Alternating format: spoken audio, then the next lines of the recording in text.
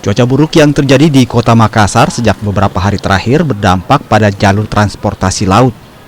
Sejumlah nelayan di pelabuhan tradisional Pautere, Kota Makassar mengaku tidak melaut.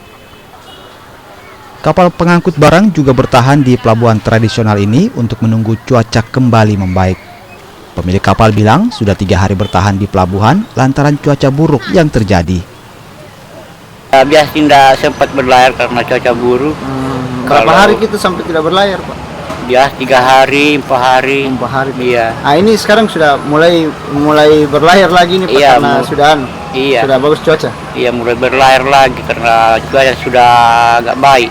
Ini sudah baik. Kita rute dari mana, Pak? Dari Pulau Dondangan Cakdi. Di Pangkep itu? Iya, Kalmas. Oh, Kalmas di. Iya. Nah, ini ke Makassar ngangkut apa, Pak? Barang-barang sembako atau apa? Itu rumput laut. Oh, barang rumput laut. Iya. Oh, ini sudah berapa hari di sini? 3 hari. Oh, sudah 3 hari. Iya. Pak Di? Iya. Oh, siap. Ini sudah mau lagi kembali? Iya, mau rencana kembali karena cuaca sudah bagus. ya bagus.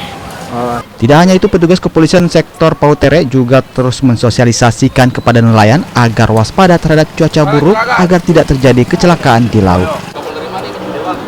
Di cuaca pertanggal 29 sampai tanggal 31 Januari 2025 adanya pantauan dinamika atmosfer terkini menunjukkan bahwa adanya peningkatan curah hujan di sebagian wilayah Sulsel.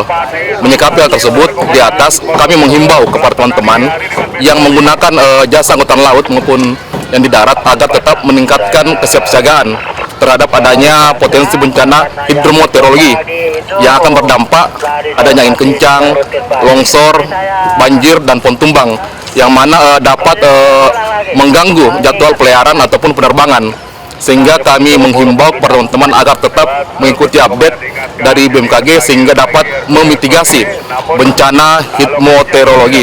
Terima kasih. Sebelumnya BMKG telah mengimbau kepada seluruh nelayan agar waspada dan berhati-hati untuk melakukan aktivitas di laut selama cuaca buruk melanda Kota Makassar dan sekitarnya.